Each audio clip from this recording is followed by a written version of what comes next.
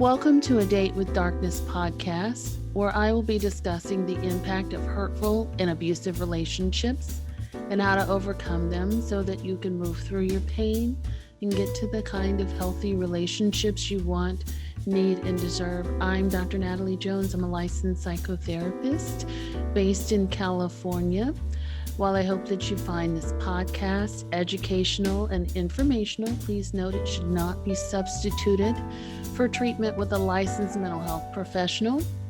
Also, due to the nature of the podcast, some of the information presented on the show can be sensitive to some of my listeners, so please note that listener discretion is advised. All right. Hello. I am so happy to welcome Miss Chasity Chandler to our podcast today. Hi, Chasity. How are you?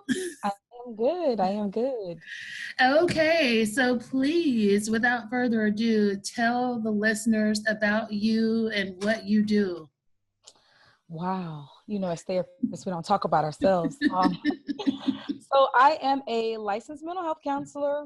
I am a master's level certified addictions professional, certified sex therapist, and certified daring way facilitator here in Florida.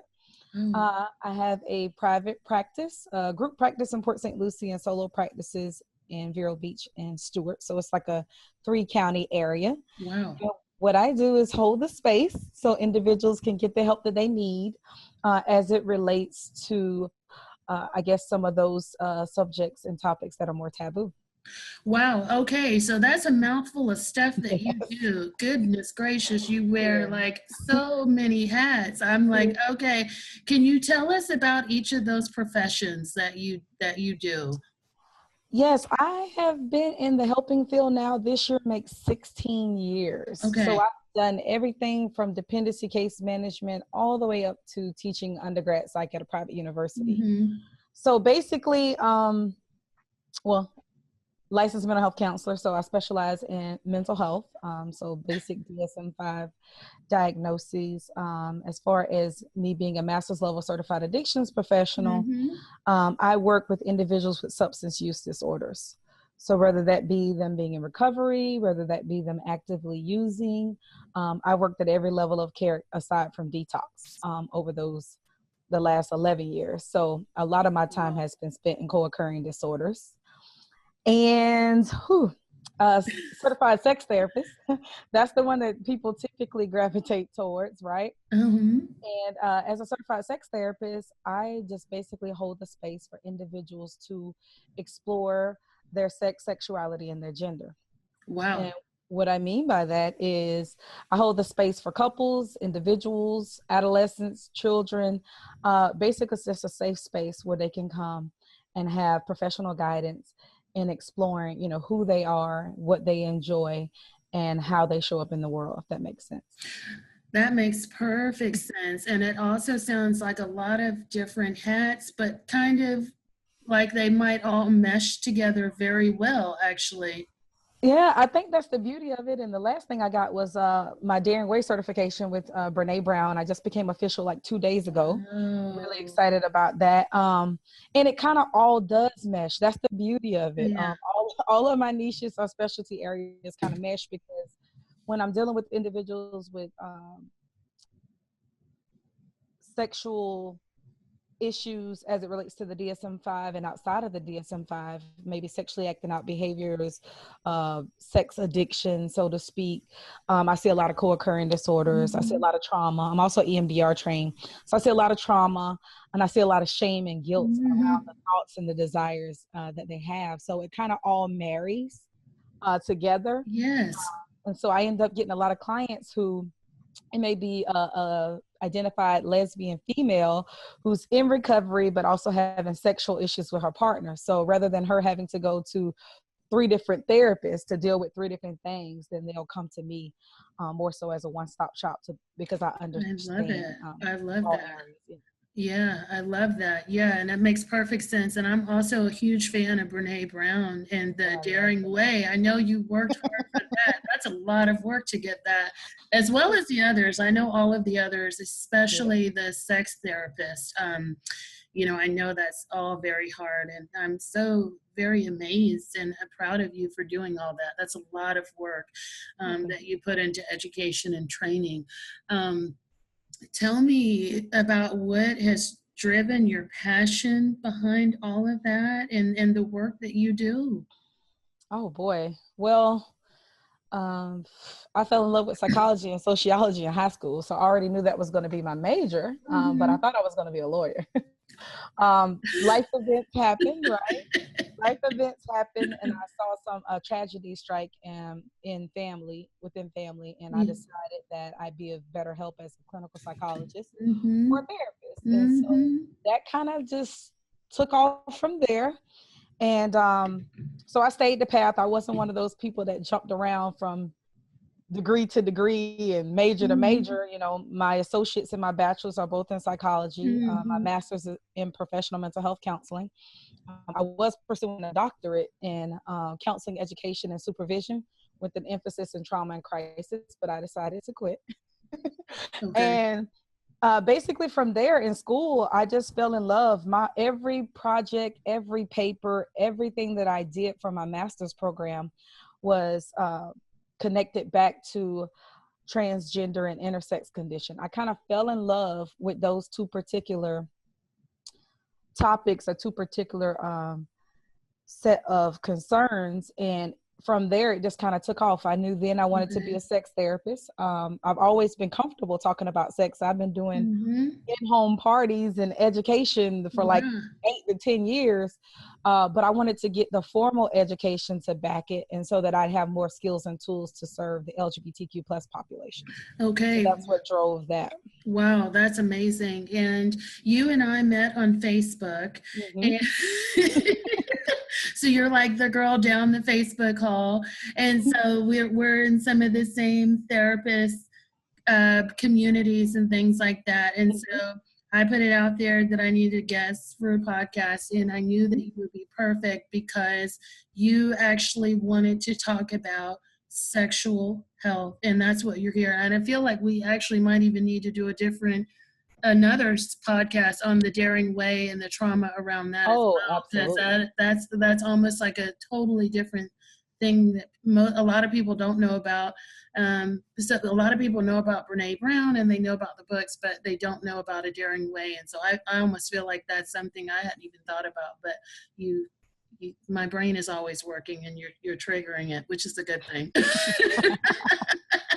But mine never stops. Right? I go to sleep. If people only knew, I like go to sleep writing and thinking about podcasts and writing material and just so much stuff and videos and things like that. So I'm right there with you in terms of how my brain never stops. So we are two kindred spirits in that realm. But today we're going to talk about sexual health. Specifically, I wanted to talk about women, but we can definitely open it up. But we only have an hour. So let's start with the talk about sexual health. What is it and why is it important? Wow. Okay. Well, according to the World Health Organization, sexual health is the physical, emotional, mental, social well-being as it relates to sexuality.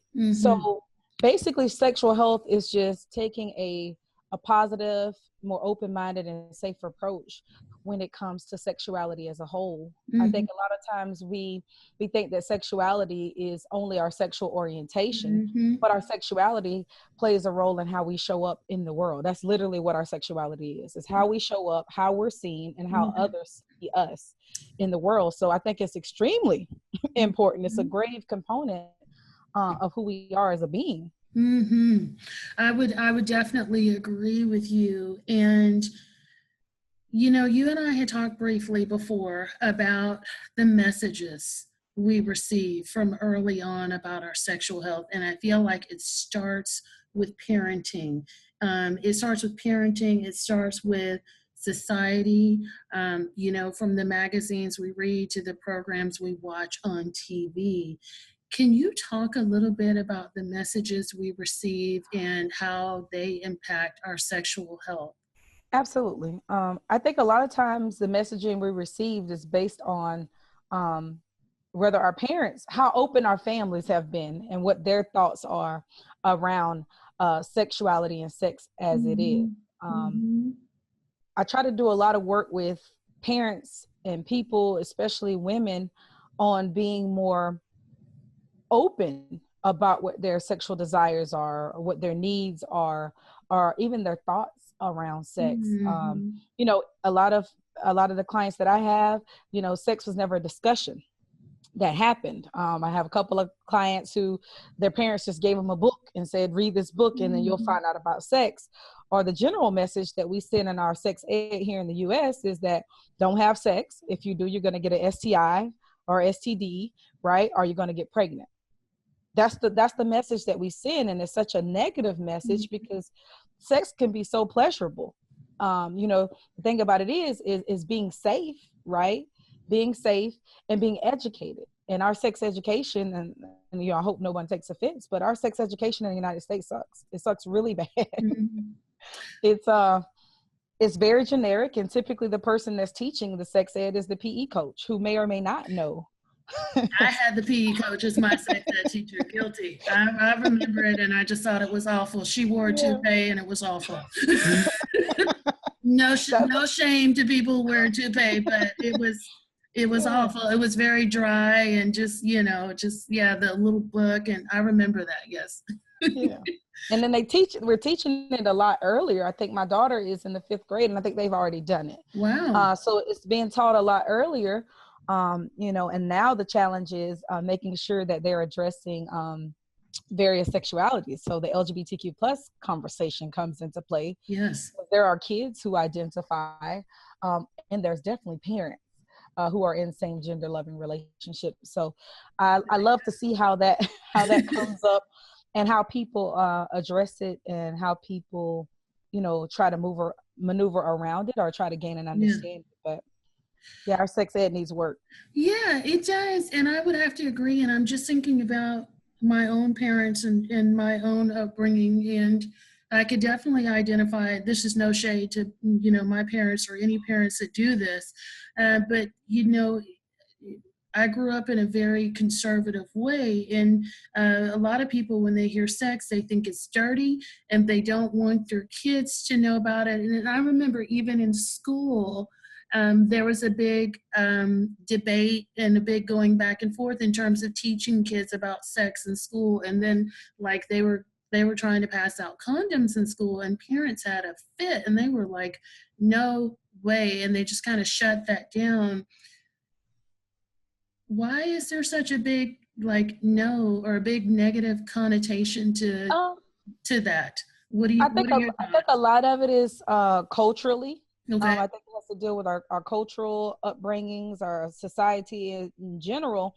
We act as though people aren't having sex, right? And then some of the places where people feel the safest and the closest, such as churches, a lot of times it's forbidden. It's not talked about. It happens between a man and a woman that are married, and that's it. But when we look at the statistics, the infidelity rate in the church is higher than the secular world. And for me, that means we need to take a look at that. And as far as with the kids know more than we think they know. I was asked to co-write an article in an online magazine last year. And the person was kind of interviewing me or speaking to me about abstinence. And I said, listen, abstinence is great. Trust me, I want my kids to stay abstinent as long as they can. Mm-hmm. But the reality of the situation are our kids are going to have sex. Our kids are having sex. So we either need to open up the path for these conversations to happen, teach them how to be safe and prevent them from being in harm's way, whether that be physical, that be through STIs, etc. And so I basically wrote an article on for parents on how to talk to their kids about sex. Because if your parents didn't talk to you about sex, right? Yes. How will you know how to speak or talk to your child? I have adult women who come to my office, and if I ask, how's their sex life, they, they're shameful and it's like dirty, and it's like, and a lot of couples aren't having sex. Yeah. It's a lot of sexless marriages and a lot of sexless relationships. And I just feel like a lot of that comes from not having the conversation. I've had couples who've been married for 15, 20 years and they never talked about sex before they got married. Yeah. They never talked about the expectations, what they wanted, what they didn't want, what their desires and fantasies were. And those discussions just aren't happening. And then, you know, it's 15, 20 years later, we've spent a lot of time focusing on our careers and our kids. And now we haven't fed the relationship and it's at its last leg, so to speak.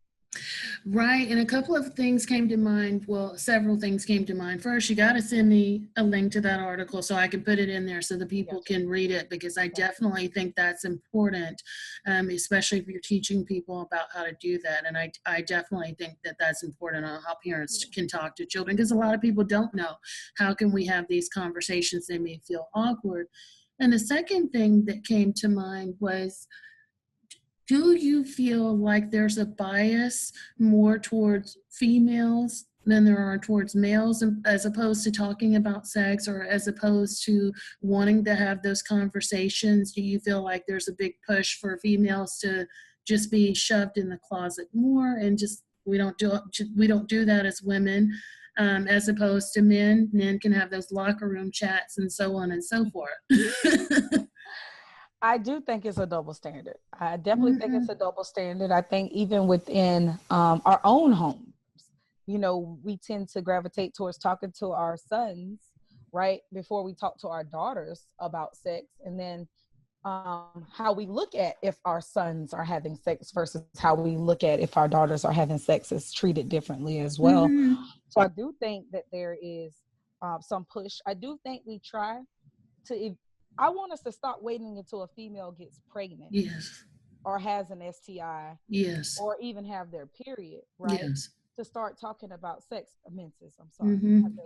Before we're talking about sex, and kind of what I talk about in the training that I do in person, which is going to soon be online, as well as in that article, is we need to start having those conversations about sex very early. And I say age appropriate, as soon as our kids can speak.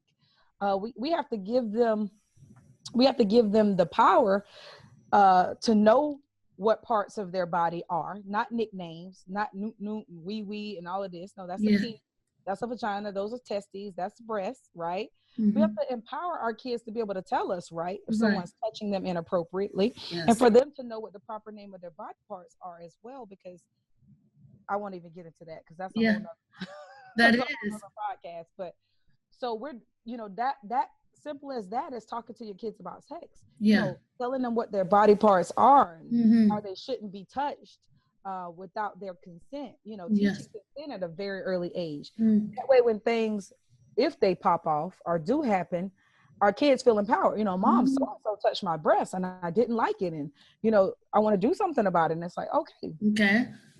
I would agree with that. And the other thing that came up for me while you were talking is, how important is sex to a relationship?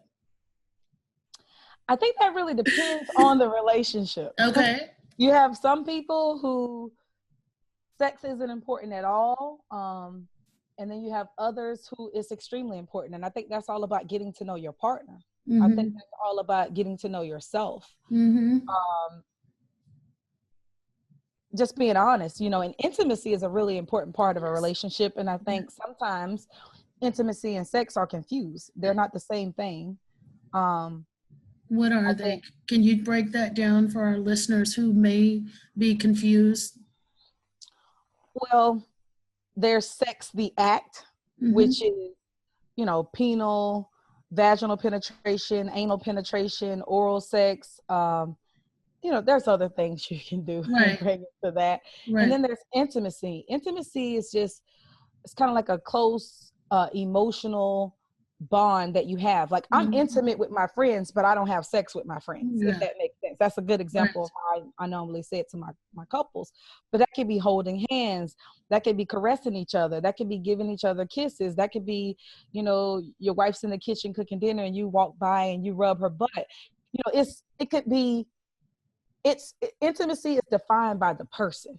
What's intimacy to me may not be intimacy to you. You know, but the gist of it is, it's not connected to sex necessarily. It could be a precedent and it may lead to sex, but intimacy should exist whether sex is or is not occurring, if that makes sense. Correct. And in then a healthy relationship. Right, because you can certainly have sex without being intimate. Absolutely. Right, which leads Absolutely. me to our next question, right? Because I feel like a lot of people, there's a big disconnect, like you said, especially in women and talking about sexual health. But I want to kind of change, if I can, if the course of what I'm asking you is that sexual health, how is that affected by abuse and trauma? Because I feel like a lot of my listeners have gone through quite a bit of abuse, trauma, and it may not even necessarily be sexual abuse or trauma. It could just be emotional, it could be verbal, it could be abuse, physical abuse. But yeah, can you talk a little bit about that? Well, as I said before, our sexual health is how we show up in the world, physically, emotionally, mentally, and socially. And so if a person's been abused, they could be fearful of meeting new people. They could be withdrawn. They could be isolated. They could have a hard time trusting. They may have low self-esteem. They may not feel that they're worth being in a healthy relationship. They may not feel like they're worth being loved. They may, there's all types of ways that trauma and abuse can affect you as a whole. And I always like to say, and this is one of my biggest sayings, is that our mental health and our sexual health are just as important as our physical health. And I feel like in our society today, all of the emphasis is on physical health, eating right, exercising, but we also have to feed ourselves in other ways. So, feeling good about ourselves, how we show up, how we present, how feminine or masculine, or how we want to present, how we want others to see us, that all plays a role. And if a person's been abused and they haven't dealt with that, or they don't know how to deal with that, or they don't know a safe place or space to go, it can definitely impact how they show up in the world in all aspects of their life. I agree. And for people who may not know, or people who may say to themselves, well, I've been abused, but I've been able to keep that from my partner, or they may think that they've been able to keep that from their partner or keep that from other people knowing. Can you talk a little bit about how abuse and trauma shows up in our sexual health? Like, what are some of the signs or symptoms of someone who's experienced trauma sexually, or even just emotional? How does it show up sexually? Sometimes, depending on when the abuse occurred, especially if it's like childhood or early adolescence, typically, sometimes we either become promiscuous, right? And we engage more in sexual type behaviors, or we tend to gravitate towards not having any type of sexual interaction or connection, period. I've seen it happen that way. I've seen survivors of sexual abuse grow up and have difficulty forming healthy, intimate, and sexual relationships with their partners. Certain sex acts or certain mannerisms, certain music, certain cologne, having sex with the lights off, certain things like that can trigger back to those instances of sexual abuse or physical abuse even. Sometimes people are rough during sex, so it's really important, to not hide those things from our partners, because if I'm a survivor of sexual abuse, it's important for me to have those conversations with my partner so that they know if I've been triggered, right? This may be why I'm unable to engage in this particular type of sexual act that they have or fantasy that they may have. I don't want to role play a rape fantasy if I've been raped. And if my partner doesn't know that I've been raped, then there could be a disconnect, and in turn, the partner can feel rejected or that their needs and wants aren't important. And I think it really all goes back to communication, and a good solid foundation of a healthy relationship is honesty. Yeah, and I would agree with you there. And I've also seen it to where, some of the women that I work with, they actually disengage, during the act of sex, or they're just kind of just like there, okay, well, let me just let my partner finish. I'm not really feeling this, but I'm just gonna fake it until I make it, kind of, or just Absolutely. hurry up and get it over with. Okay. Absolutely. Which can turn into other problems in the relationship and resentment and things of that nature, and feeling like, I have a client now who feels like they're just an object. They're just a sexual object for their partner, because their needs and wants and taking into consideration what they've been through really has been ignored up to this point. Oh, yeah, which leads me into my next question. We talk about, I think Brene Brown is great for this. We talk about feelings of guilt and shame, which are her main things that she also talks about. Can you talk about that as that relates to our sexual health? Where do those feelings of guilt and shame come from, and how do they impact sexual health? Again, I think it goes back to the messaging. It's kind of like, I tell people, masturbation occurs in the womb, right?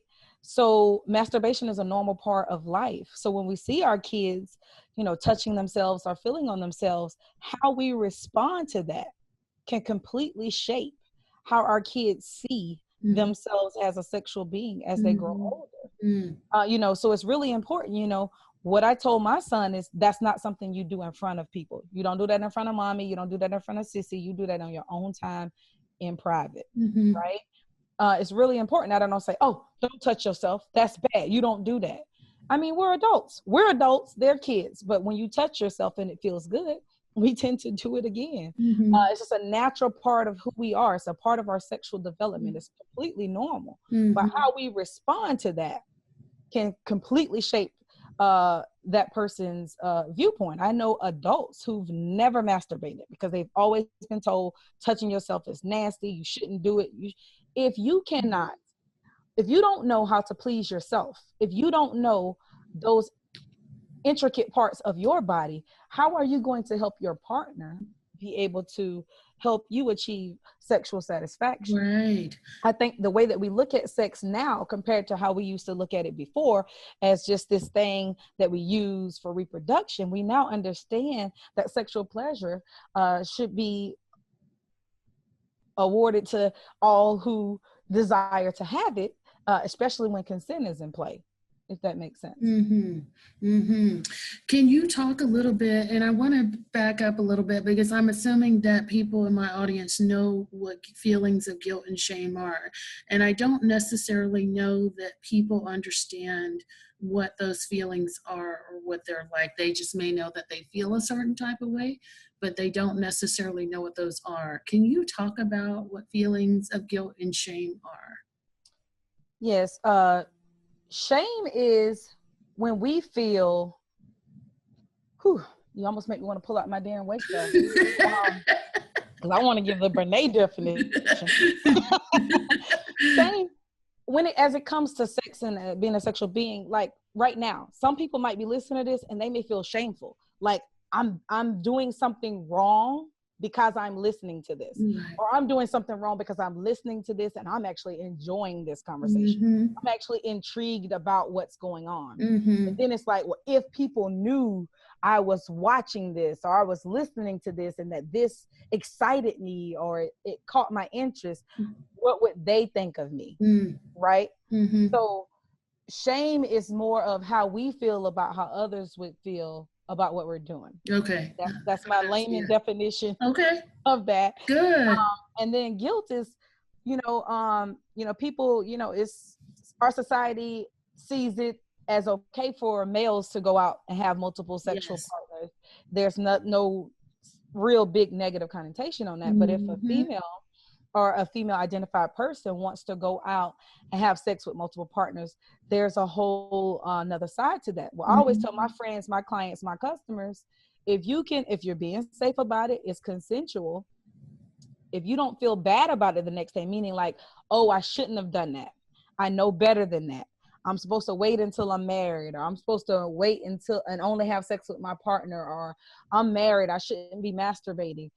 So if you do something and that action then in turns these negative feelings, normally that's that feeling that you're getting is guilt. that feeling of I shouldn't have done, I did something wrong. When in actuality, maybe you didn't do something wrong. Right. And again, it goes back to the messaging. It goes back to how we feel about ourselves, how we think about ourselves, and how the programming we've had as kids, that upbringing, those morals and values that were kind of instilled in us that sometimes they don't add up to who we are in the world anymore. Like that's what we were told and we had to buy while we were kids, but now we're our own beings and we can research and live life and have experiences for ourselves. And, you know, typically to be free of what other people think is an amazing thing. To be able to show up authentically, it's an amazing feeling to be guilt free for who you are. Right.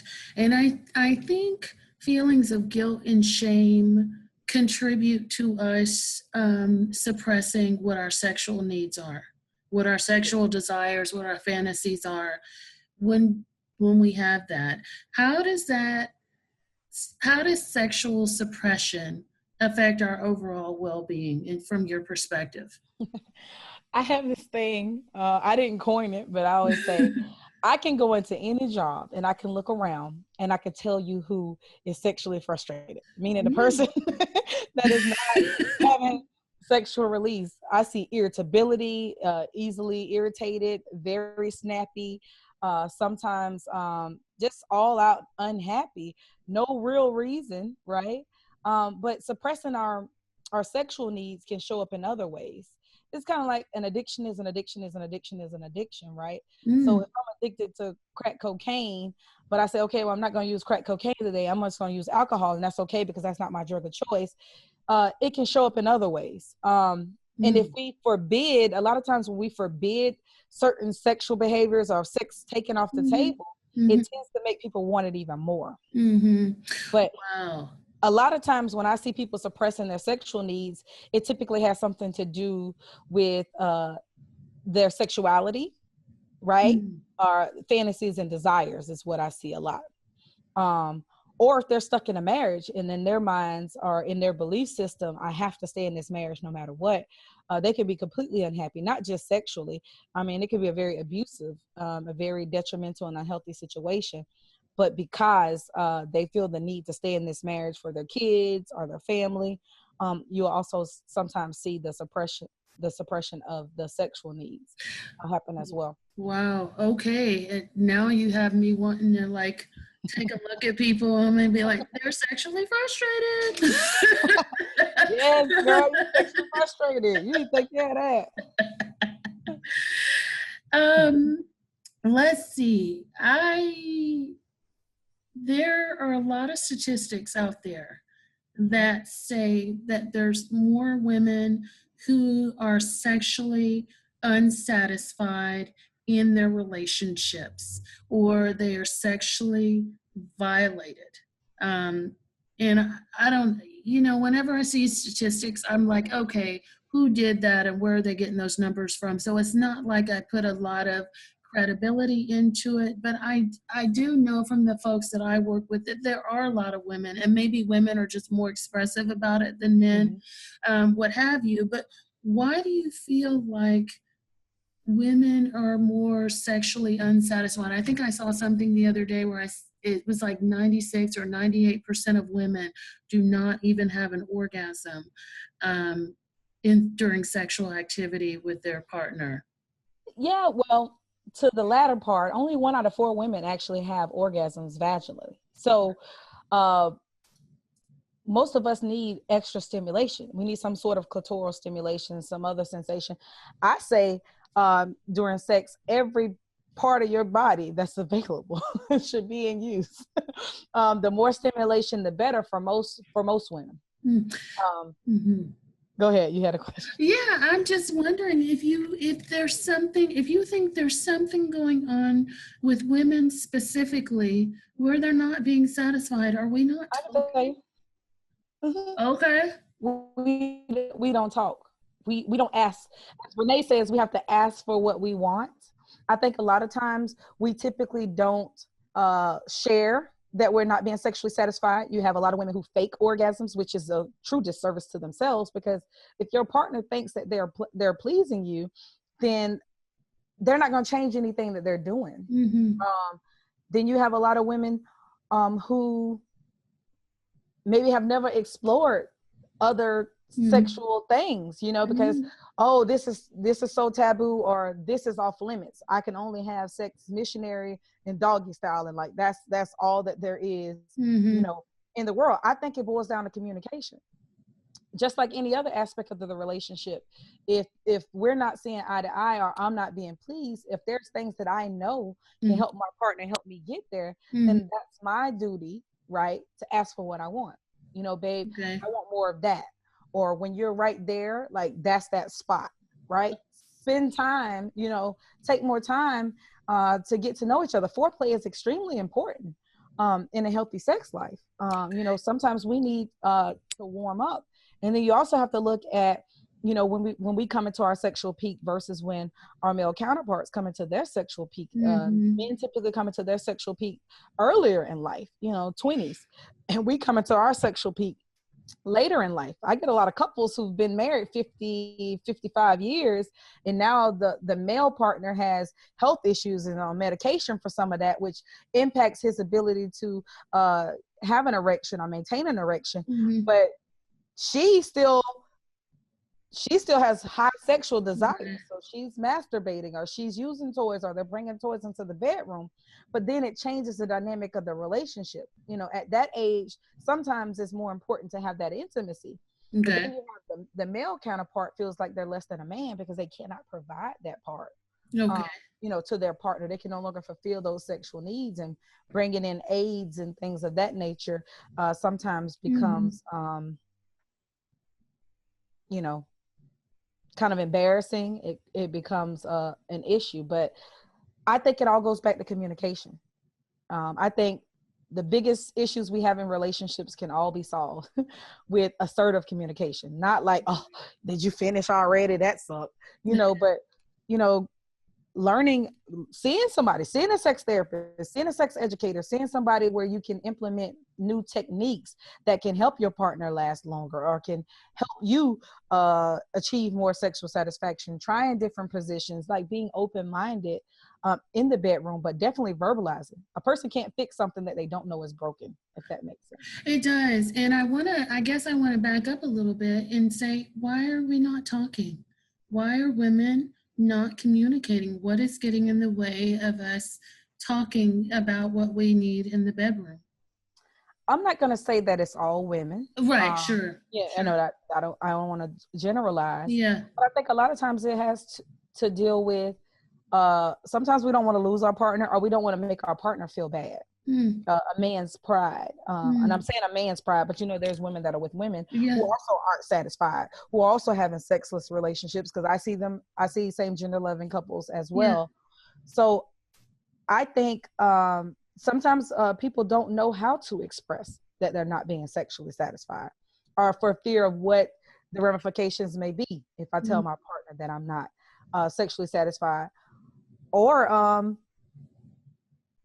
you know, sometimes they're supplementing elsewhere. So they'll stay in a relationship where they're not sexually satisfied just to have something on the side and be getting satisfaction that way. Okay. What I can say is that's why some of the non-monogamous types of relationships are on the rise as well. Not just for the woman, but for the male as well. Sometimes some people cannot be completely pleased with one person. You know, there's different types of love. And there's different types of lovers. And so a lot of times you have people who want to explore, you know, other types of relationships or other types of sexual acts to explore, you know, satisfaction, if that makes sense. I would agree with that. And I've certainly seen a lot of that on the rise as well, right? And so I want to go back here because, you know, social media is buzzing lately. Social media, but not just social media, but media in general is buzzing. It seems like every day something is coming out about somebody being sexually inappropriate, right? And we just had this whole Me Too movement on Facebook and everywhere else, and Weinstein and everybody is coming down, right? Because they've been sexually inappropriate at work and everywhere else. What are your thoughts about the Me Too movement and about, our society being what's called a rape culture? Well, what I think is the Me Too movement is nothing new. It's nothing new. I think it just took a different type of person and a different platform to kind of put it out there. I think the fact that women are finding their voice and are saying enough is enough, and I don't deserve to be put through this. It's not right. It's not legal, and I'm not going to take it anymore is great. But I think we got to go past the Me Too movement, right? I know for myself and probably some of my other sex educators and sex therapists, we need to get into these organizations and start teaching further than the typical sexual harassment piece that's in your employee handbook. We need to start teaching about boundaries and being appropriate and what that looks like. Because sometimes people don't know. I always say you can't fault a person for something that they don't know, but if we're educating them up front, then they know. Now, sometimes they know. And it's this whole thing that, men are superior and they can do whatever they want to do. And that's kind of how it always has happened in the good old days, right? So that's what I'd say to that. I think it's beautiful that we're getting a voice, but I think we have to do more for that, because now that these women are coming forward, there have been ramifications. They've been ridiculed in the public. They've been this and that. And there's going to need to be services to follow up with them to help them to show up healthy in the world. Now dealing with the backlash of the bring down of, the Harvey Weinsteins of the world. Right. Right. And even though it seems to be for me, it's more of like there's a certain political correctness now, right? And it's not like a necessarily educational thing like what you're talking about, which is what I agree with you we should be doing, but it seems like it's the PC thing to do as of right now. Absolutely. I don't know. And it just... I can look at that in one of two ways. We're not going to talk about that on your show, but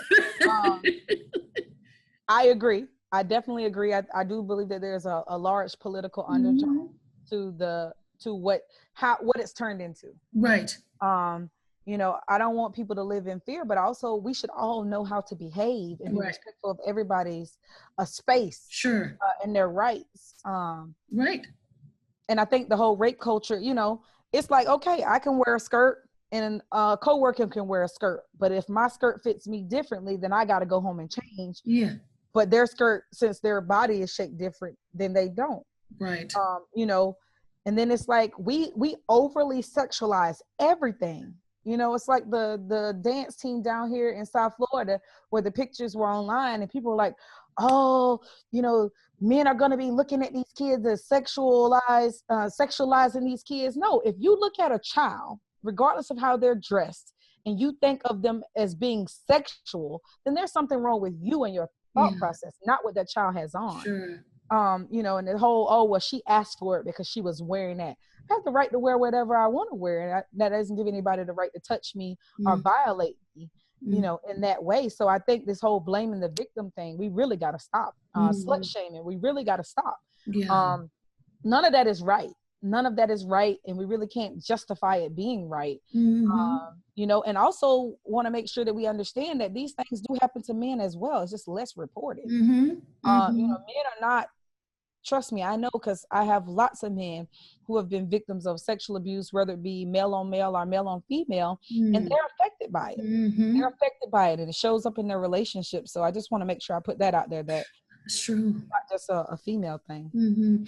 That's true. And I think you brought up a valid point, is that it's not as recognized in male. In fact, there are some states, I was listening to something the other day where male rape, you can't be convicted on male raping a man, essentially. And if you even take it a step beyond that, even in California, I don't think that there's a domestic violence or a sexual assault center specifically for men.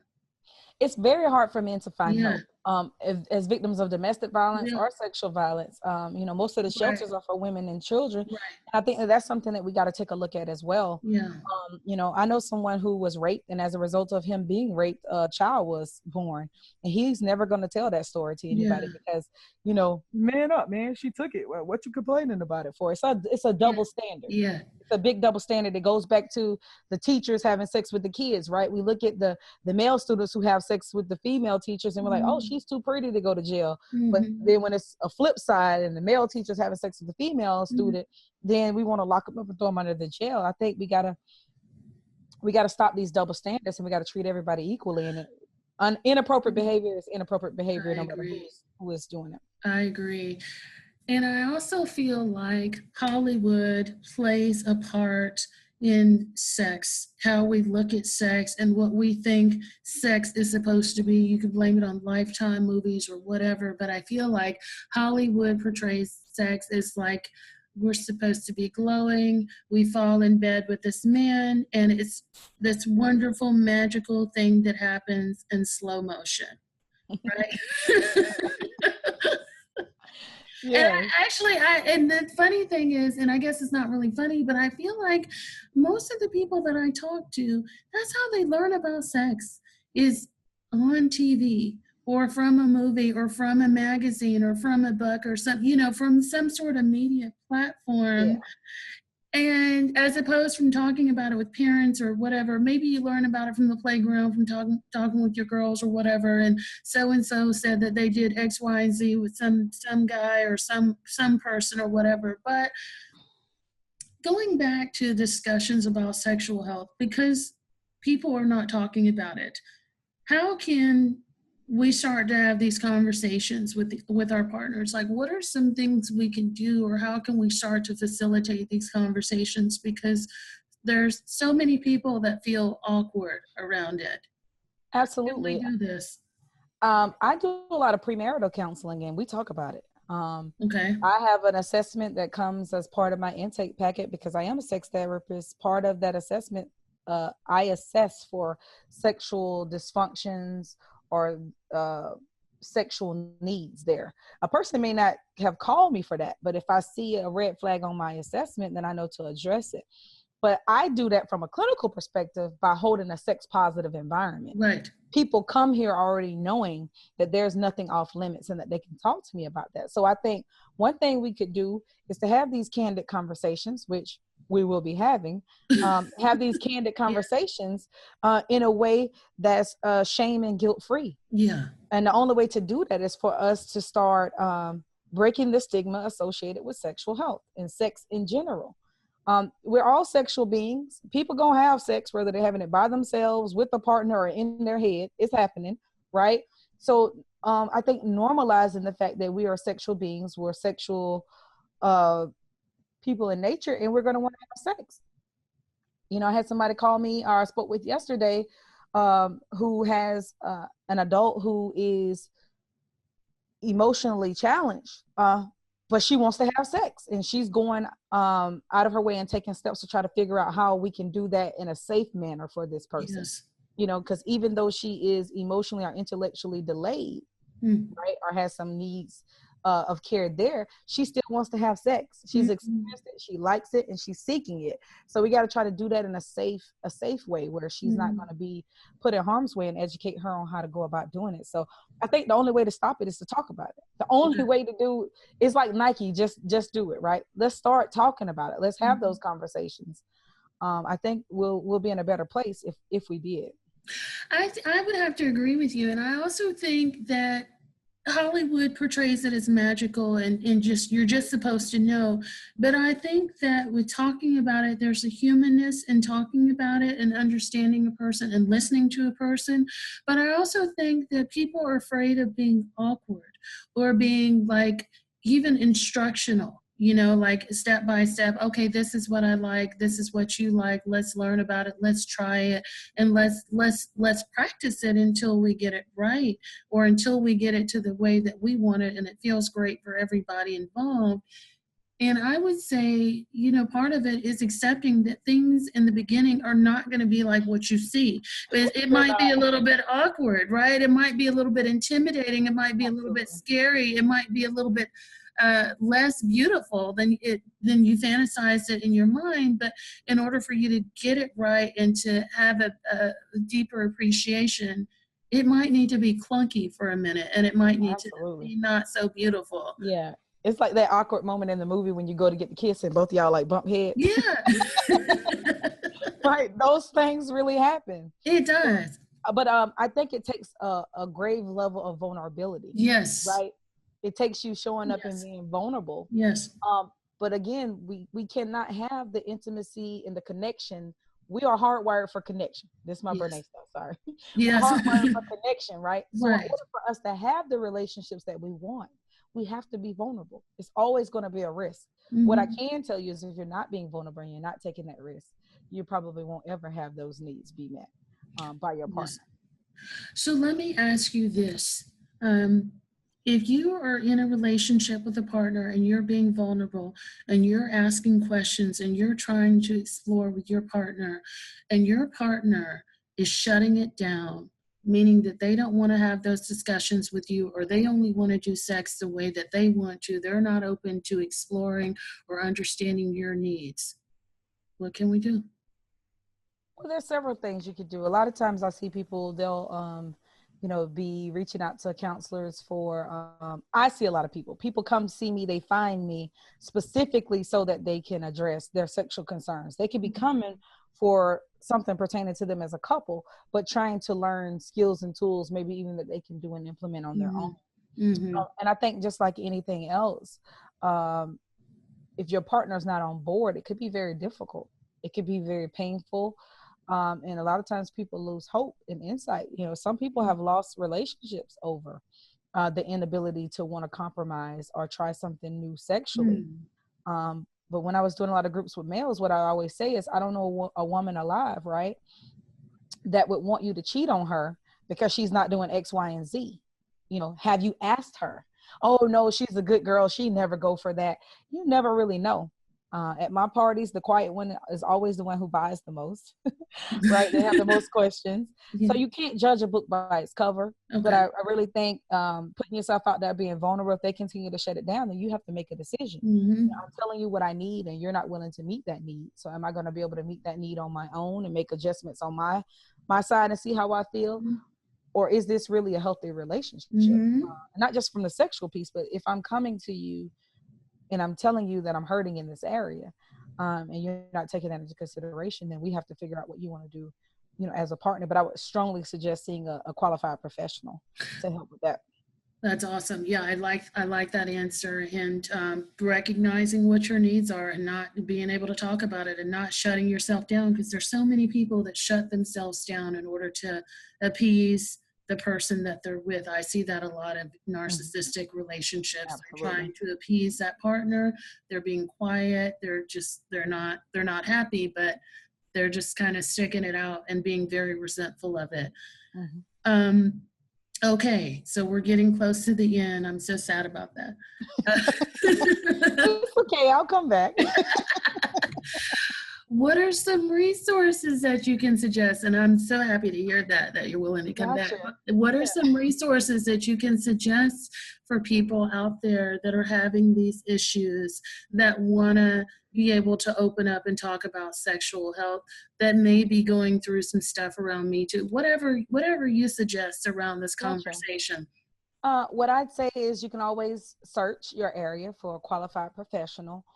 Some of us have, our credentials and what we specialize in on our Psychology Todays. You can even go a step further for those who have the national certification, which is ASEC, the American Association for Sex Educators, Counselors, and Therapists. It's the governing body for what we do. So we are regulated.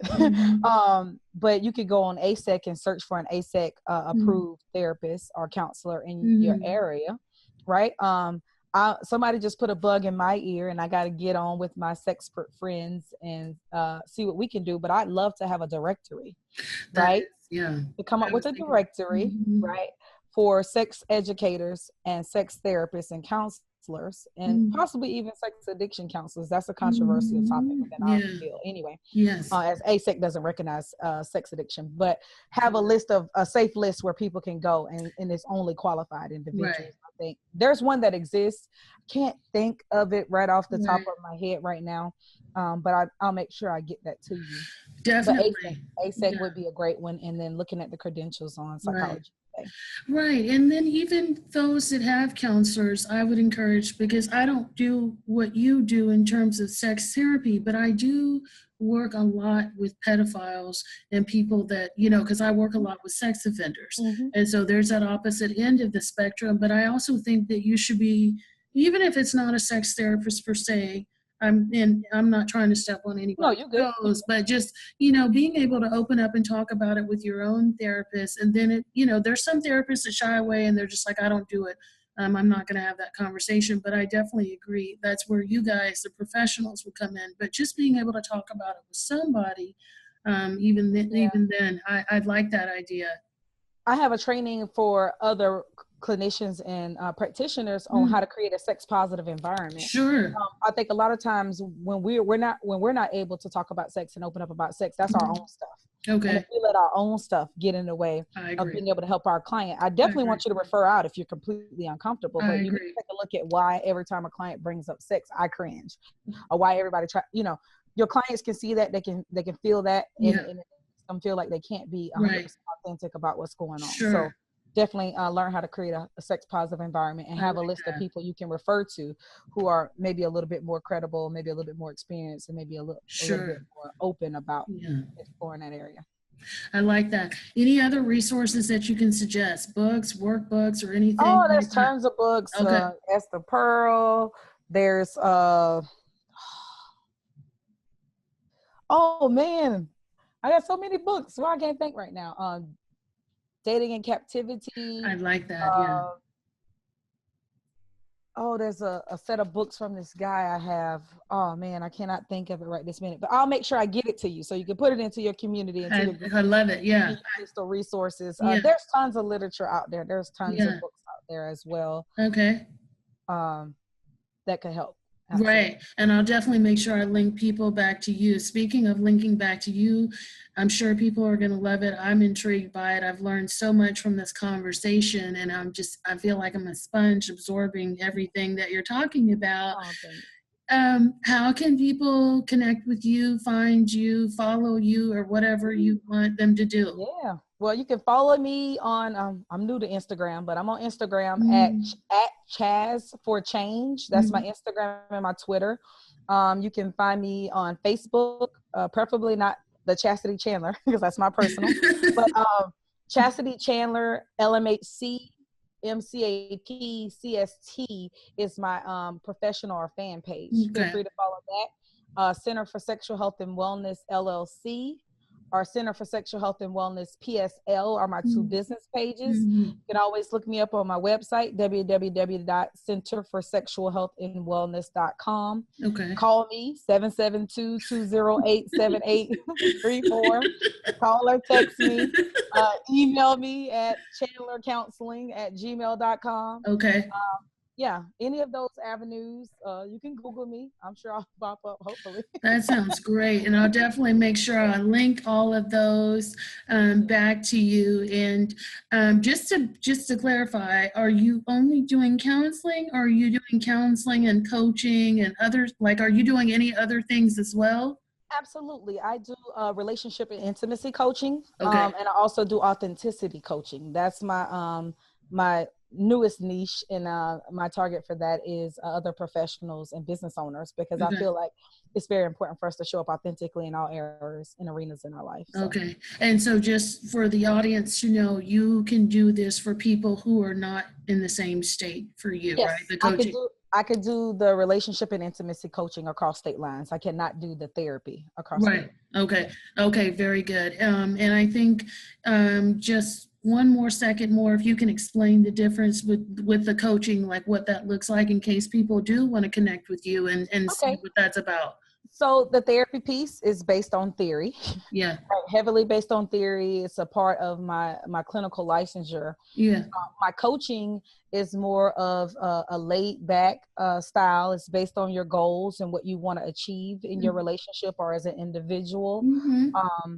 And that's for LGBTQ plus individuals. That's for same gender loving couples. That's for cisgender heterosexual couples. Okay. So basically the coaching is not the therapy. It's me meeting you where you are, which I do as a therapist as well, but it's a lot more, it's less structured. It's less regulation. It's really about what you want. And I'm just going to help you plan out the steps that you need to take in order to achieve that. So I like that. it's more of a partnership. It's more of me and you hand in hand doing the work versus therapy is a little different dynamic. Okay. All right. That sounds awesome. Any other products or services that you have that you want the people to know about? Yes. You can always check my products out at ChastitySexCoach.com. I am a bedroom candy boutique consultant. We are the only in-home party platform that has 100% body safe and vegan friendly products. So nice. Yes. ChastitySexCoach.com. I love that. All right. I can't wait. And then you also have a podcast that's going to be coming out. Yes, ma'am. Naked Truth. It's coming out soon. You can join the Naked Truth Facebook group. Okay. I am going live with the podcast in March. So I'm actually going to be looking I would love to have you on. I'm actually going to be looking for podcast participants. And then there's several trainings that I have. I have a LGBTQ plus terminology training that I do. Okay. How to talk to your kids about sex, how to create a sex positive environment. And there's more coming. So soon all of those will be on the website and able for purchase. So I'll make sure I keep you guys posted on that. Okay. That sounds great. I'm happy to have you and to promote all this stuff. It sounds really great. Glad to call you a friend of the show. Chasity, thanks so much for coming on. I can't wait to have you on and hopefully do the Brene Brown discussion because I think people need to hear that as well. Absolutely. So thank you so much for coming on and educating us and talking about us. Thank you for having me. It was a pleasure.